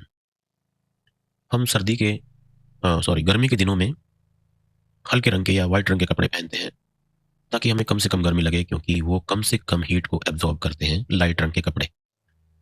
Winter में है, हम डार्क कलर के कपड़े पहनते हैं जिससे कि हीट से आने वाली रेडिएशन ज़्यादा एब्जॉर्ब हो और हमारी बॉडीज गर्म रहे। जो बॉटम्स हैं यूटेंसिल्स की, बर्तनों की, किचन में हमारे जो कुकिंग फूड को कुक करने के लिए यूज़ होती हैं, उनकी बॉटम्स को ब्लैक कर दिया जाता है so that they absorb maximum heat, ताकि वो मैक्सिमम हीट को एब्जॉर्ब कर लें फायर से and give it to the vegetables to be cooked. और वो हीट जो है वेजिटेबल्स, पल्सेस, जो भी हम बना रहे हैं खाना, वहां तक पहुंच जाए। Now principle of thermo bottles. आप सभी ने थर्मो बॉटल्स के बारे में सुना होगा, यूज़ भी किया होगा। जो बॉटल्स, जैसे कि पानी है, उसको अगर आपने लंबे समय तक गर्म रखना है या लंबे समय तक ठंडा रखना है, तो आप उस बोतल में, उस थर्मस फ्लास्क में, हॉट एंड कोल्ड, जिसमें लंबे समय तक रह सकता है कोई भी लिक्विड या सब्सटेंस जिसको कि उसके अंदर रखा गया है, वो कैसे काम करती है बॉटल, उसका प्रिंसिपल हम यहाँ पर देखेंगे। बेसिक सा कंसेप्ट ये है, it consist of a double walled glass vessel with the inner and outer wall coated with silver. इसके अंदर डबल वॉल होती है, जैसे कि मैंने अभी आपको दिखाया था, एक आउटर वॉल, एक इनर वॉल। और जो पहले पुराने फ्लास्क होते थे उनमें ग्लास का यूज़ किया जाता था, आजकल मेटल का यूज़ ज़्यादा होने लगा है और उसके ऊपर सिल्वर कोटिंग की जाती है। Radiation from the inner wall is reflected back. जो अंदर से रेडिएशन है वो रिफ्लेक्ट बैक कर दी जाती है। रिफ्लेक्ट बैक कहाँ पर की जाएगी, वो बोतल के कंटेंट्स में कर दी जाती है। The outer layer wall similarly reflects black any incoming radiation.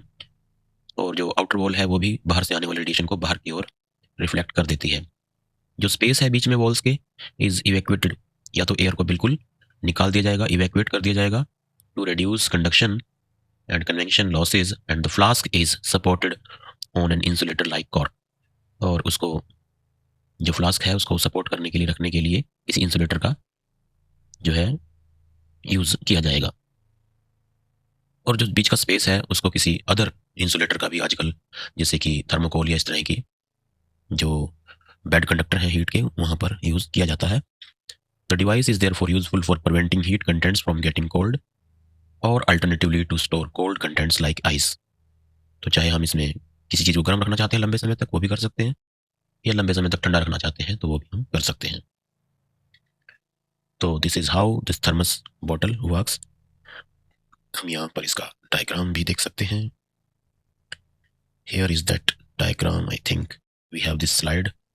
हमारे पास एक स्लाइड थी in this area and this is the content. It may be hot और cold. And these are silver surfaces. यहाँ भी सिल्वर सरफेस है, यहाँ भी सिल्वर सरफेस है। तो यहाँ की रेडिएशन रिफ्लेक्ट बैक कर दी जाएगी, यहाँ की रेडिएशन यहाँ से रिफ्लेक्ट बैक कर दी जाएगी, और यहाँ पर जो है किसी इंसुलेटिंग मटेरियल का यूज़ किया जाएगा, और यहाँ से हम इवैक्यूएशन एयर की इन दोनों लेयर के बीच में से कर देंगे। और जो इसका कैप है उसको भी सिक्योरली इस तरह से डिज़ाइन किया जाता है कि जब इसको ओपन किया जाए ये पूरा ओपन ना हो, यहाँ पर किसी बटन को प्रेस करके कंटेंट्स को बाहर निकाला जाता है ताकि हीट लॉस जो है ओपनिंग के दौरान कम से कम हो। So let us move to our slides now. Very important topic of black body. Black body को समझना है क्योंकि इसमें हम कुछ इंपॉर्टेंट प्रिंसिपल्स लॉज को देखने वाले हैं। बेसिकली कोई भी ऑब्जेक्ट ब्लैक बॉडी हो सकता है। ब्लैक बॉडी जैसा कि पहले हमने डिस्कस किया था, वो सभी रेडिएशंस जो उसके ऊपर फॉल हो रहे हैं उनको एब्जॉर्ब कर लेती है, या वो सभी रेडिएशंस को एमिट कर सकती है। स्पेक्ट्रम के अंदर मैक्सिमम एनर्जी सन जैसे वाइट स्टार की मिलती है। और एक रेड स्टार जिसका टेम्परेचर एवरेज 4000 केल्विन होता है, तो उसका तो आप ग्राफ देखिए, ज़्यादा उसकी जो इंटेंसिटी है ब्लू में कम, येलो में भी कम, लेकिन रेड में ज़्यादा है। This is high as compare to this one, so it appears red. तो इसलिए वो लाल रंग का जो स्टार है हमें दिखाई देता है। और बहुत हॉट स्टार जिसे ब्लू स्टार बोलते हैं, जिसका टेम्परेचर 7000 केल्विन तक होता है, उसकी अगर आप पावर डेंसिटी देखें, इंटेंसिटी देखें, तो आप देखेंगे कि रेड की बजाय जो ये रेंज है ब्लू रेंज, इसमें उसकी इंटेंसिटी ज़्यादा लाई करती है as compare to this one. So it appears blue, इसलिए वो नीले रंग का हमें दिखाई देता है। और अगर हम अपना कॉमन लाइफ से एक और एग्जाम्पल लें, आपके पास कोई रॉड है, आप इसको गर्म करते जा रहे हैं, गर्म करते जा रहे हैं, तो आप देखते हैं कि एक स्टेज पर ये रॉड जो है पहले वो येलो, थोड़ी सी ऑरेंज कलर की होगी, फिर वो रेड कलर की होगी, और फिर वो फाइनली बिल्कुल येलो कलर की हो जाती है। उसका रीज़न भी यही है क्योंकि आप उसका टेम्परेचर जो है इस रेंज के अंदर लेकर आ जाते हैं, और फिर वो जो लाल रंग का हमें दिखाई देता है उसका टेम्परेचर राइज जो है वो इस रेंज में आ जाता है, तभी वो हमें लाल, ऑरेंज और येलो इस कलर की दिखाई देने लगती है, depending upon the temperature of that body. So let us move to the previous slide. तो हमने इस चीज़ को आपको अच्छी तरह से बता दिया है कि how this lambda is displacing this side with the increase of temperature. You can C T3 is highest, T2 is in between T2 and T3, T1, and this is T1, this is T1. So अब आप देखेंगे कि same statement जो है वो veins displacement law की होगी। Veins displacement law, the wavelength lambda m for which energy emitted by black body is maximum is inversely proportional to the temperature. This is known as Wien's displacement law. Lambda m inversely proportional to temperature, and अगर आप यहाँ पर इसको multiply करें lambda m into T, और proportionality को अगर remove करेंगे तो यहाँ पर कांस्टेंट आ जाने वाला है, तो हम इसको लिख सकते हैं lambda m into T equal to constant, and that constant is called Wien's constant, and its value is 2.9 into 10 raised to power minus 3 meter Kelvin. Now, another law related to these radiations, Stephen Boltzmann's law. ये भी energy emitted जो होती है किसी perfect radiator से, उसके बारे में ही हमें बताता है। The energy emitted by a perfect radiator black body, जैसे कि मैंने पहले कहा था कि अगर सारी रेडिएशंस को एमिट कर ले और सारी रेडिएशंस को ही एब्जॉर्ब कर ले, ऐसे बॉडी को हम बोलेंगे परफेक्ट ब्लैक बॉडी। और अगर वो सारे की सारी रेडिएशंस को एमिट करने की क्षमता रखता है तो उसको परफेक्ट रेडिएटर कहा जाएगा, जो कि एक ब्लैक बॉडी ही होती है। तो ऐसे परफेक्ट रेडिएटर से एनर्जी जो एमिट होगी पर यूनिट टाइम वो कितनी होगी, that is given by this formula, H equal to A sigma T4, T raised to power 4. H is the energy, A is area of cross section, sigma is a constant that is called Stephen's Boltzmann constant, and T is the temperature obviously. And the value of this sigma is 5.67 into 10 raised to power minus 8 watt per meter square per Kelvin raised to power 4. और अगर वो एक perfect radiator नहीं है, मतलब उसकी जो emissivity exactly equal to 1 नहीं है, तो हम फॉर्मूले को इस तरह से लिखेंगे।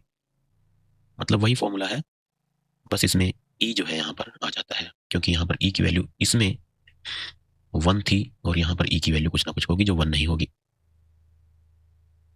तो अगर वो परफेक्ट रेडिएटर नहीं है तो ये वैल्यू हीट की सॉरी एनर्जी की वैल्यू होगी। E is emissivity and perfect radiator के लिए एमिसिविटी ऑलवेज 1 होती है। And in terms of temperature difference, अगर किसी बॉडी का टेम्परेचर टी है और उसकी सराउंडिंग का टेम्परेचर टी एस है, तो जो हीट रेडिएंट एनर्जी का हीट नहीं, जो रेडिएंट एनर्जी का लॉस का रेट होगा, that is given by this formula. Basically, we have to take into account the temperature difference between the body and surrounding. वहाँ पर हम T4 ना लेके उन दोनों के टेम्परेचर डिफरेंस की टेम्परेचर जो डिफरेंस है उसका 4 लेंगे, उसकी पावर 4 लेंगे, ना कि टेम्परेचर की पावर 4 लेंगे। इसके आगे हम न्यूटन्स लॉ ऑफ कूलिंग को देखते हैं। ये इस चैप्टर का लास्ट टॉपिक है, पर इसके बाद हम एक topic triple point of water भी देखेंगे। तो न्यूटन्स लॉ ऑफ कूलिंग के अकॉर्डिंग क्या है कि rate of loss of heat, that is rate of cooling of a body, is proportional to the difference of temperature of the body and the surroundings. तो किसी body का जो cooling की rate होगी, किस दर से वो ठंडी होगी कोई भी बॉडी, वो जो रेट है वो प्रोपोर्शनल होगी उस बॉडी और उसके सराउंडिंग के टेम्परेचर के डिफरेंस के। इसको हम यहाँ इस एग्जाम्पल से समझ सकते हैं। आप यहाँ पर देखिए, यहाँ पर 2 टी कप्स रखे हैं। इन 2 चाय के कप में जो अंदर इसके चाय है, ये धीरे धीरे ठंडा होना शुरू हो जाएगी। अब हम इन कप को 2 सिचुएशन में लेते हैं, एक विंटर और एक समर। सेम वही कप है, लेकिन सेम टेम्परेचर पर उनको रखा गया है, लेकिन 2 अलग अलग सिचुएशन में। अगर विंटर सीजन है तो जो चाय के ठंडे होने की रेट होगी वो ज़्यादा जल्दी होगी। क्यों? सपोज कीजिए चाय का टेम्परेचर है 70 डिग्री सेल्सियस और आउटसाइड है 10 डिग्री सेल्सियस, तो आप देखो दोनों का डिफरेंस है वो 60 डिग्री सेल्सियस हो गया। लेकिन यही कप 70 डिग्री सेल्सियस वाला अगर समर सीजन में है और बाहर सपोज कीजिए टेम्परेचर है 30 डिग्री सेल्सियस या इससे ज़्यादा, तो डिफरेंस होगा 50 डिग्री सेल्सियस, 40 डिग्री सेल्सियस। तो आप कंपेयर कर सकते हैं कि 60 और 40 में से कौन ज़्यादा है। तो टेम्परेचर का डिफरेंस 60 है और यहाँ टेम्परेचर का डिफरेंस 40 है। तो जो हीट लॉस होगी कप में से वो ज़्यादा होगी विंटर में और कम होगी समर में। दैट मीन्स कि सर्दियों में कप जल्दी ठंडा हो जाएगा और गर्मियों में थोड़ा लेट ठंडा होगा, क्योंकि पहले से ही गर्मी बाहर मौजूद है, यानी कि टेम्परेचर का डिफरेंस जो है वो ज़्यादा है। And that's what the statement says. अब आपको थोड़ा बेहतर ढंग से समझ में आ जाएगा ये। इसको समझने के लिए आप एग्जाम्पल हम पानी का लेते हैं। पानी 3 स्टेट में एग्जिस्ट कर सकता है, सॉलिड, लिक्विड एंड गैस। तो एट लो टेम्परेचर, जब टेम्परेचर देखिए यहाँ पर ये 0 है, 0 से भी कम बिल्कुल यहाँ पर यहाँ आ जाते हैं। जब 0 टेम्परेचर है और 0 ही प्रेशर है और ये ओरिजिन है इस ग्राफ का, तो आप देखिए कि यहाँ पर ये सॉलिड एंड गैस दोनों फॉर्म में यहाँ पर ये एग्जिस्ट कर रहा है। जैसे जैसे आप टेम्परेचर को बढ़ाएंगे, टेम्परेचर हम ऐसे आगे की तरफ बढ़ा रहे हैं, तो आप देखेंगे कि जो गैस फेज है वो गैस फेज टेम्परेचर बढ़ाने से गैस फेज ही रह सकता है अगर आप प्रेशर को इस लिमिट तक रखें। मतलब इस रेक्टेंगल के अंदर आप दो पॉइंट्स को कंपेयर कीजिए, एक ये पॉइंट है और एक ये पॉइंट है। जो अपर पॉइंट है वो सॉलिड रीजन में है और जो लोअर पॉइंट है वो गैस रीजन में है। तो इसका क्या रीजन है कि पानी गैसियस स्टेट में हो सकता है at this very low temperature also if the pressure is so low, but at this particular temperature पानी जो है वो यहाँ पर भी हो सकता है, मतलब वो सॉलिड फेज में बर्फ आइस में भी हो सकता है अगर प्रेशर पहले से ज़्यादा हो, मतलब थोड़ा सा हाई हो as compare to previous one. तो कोई स्ट्रेट लाइन ड्रॉ करके हम देख सकते हैं कि किसी पार्टिकुलर टेम्परेचर पर पानी कौन सी स्टेट में होगा। जैसे एक क्विक रेफरेंस के लिए आप यहाँ पर ये लाइन अगर हम ड्रॉ करें, this line with I am drawing for zero, ये मैंने जीरो की लाइन ड्रॉ की। अब ये जो लाइन मैंने ड्रॉ की है ये यहाँ तक तो गैस स्टेट में है, इसका कुछ पार्ट जो है वो इस ग्रीन पार्ट में है सॉलिड फेज में, और कुछ पार्ट जो है इसका लिक्विड फेज में है, मतलब इस ब्लू पार्ट में है। तो एक ही टेम्परेचर पर पानी अलग अलग फेज में हो सकता है, but what is varying pressure. आप देखिए यहाँ पर प्रेशर जो है, जब ये बिल्कुल लो प्रेशर है, दिस रेंज, जो ये लोअर रेंज है ये वाली, इतनी रेंज में प्रेशर में ये लिक्विड में है। इससे अपर रेंज में यहाँ से लेकर यहाँ तक प्रेशर हाई हो गया तो ये आप देखिए सॉलिड फेज में है, मतलब ये आइस की फॉर्म में है। लेकिन प्रेशर ज़्यादा बढ़ाने पर, अगर हम प्रेशर ज़्यादा बढ़ाएं तो 0 डिग्री पर भी वो लिक्विड में हो सकता है, प्रेशर इज हाई। सो ये तो एक एग्जांपल हो गया किसी एक पार्टिकुलर टेम्परेचर के लिए। अब हम कोई 100 डिग्री का केस लेते हैं। ये देखिए 100 डिग्री के केस में 100 डिग्री पर पानी जो है वो लिक्विड फेज में भी हो सकता है और गैस फेज में हो सकता है।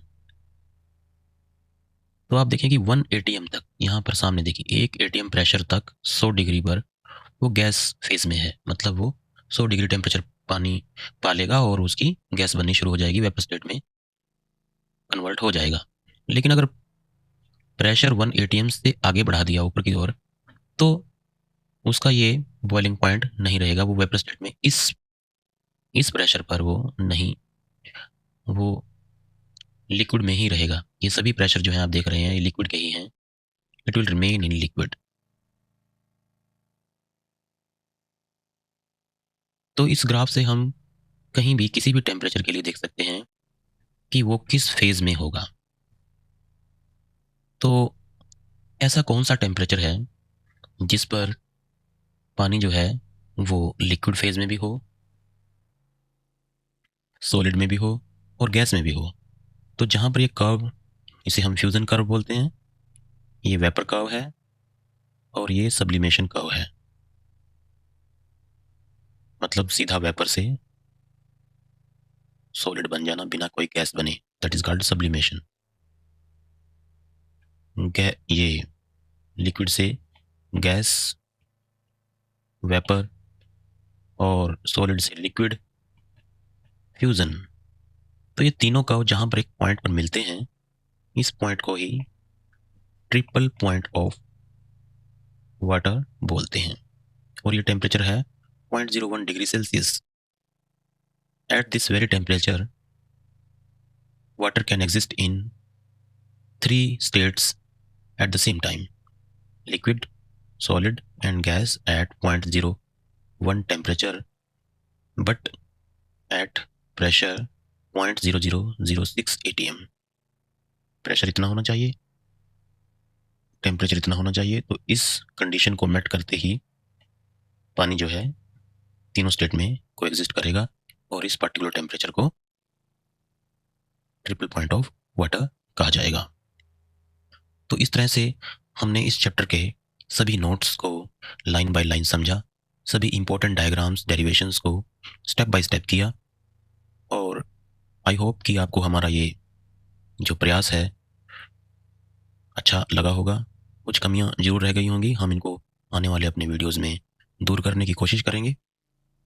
हमारे अदर लेसन्स के भी वीडियो इस सीरीज में आने वाले हैं। I hope with your support we will make more and more videos, and which will be very much helpful for your upcoming exams. So goodbye and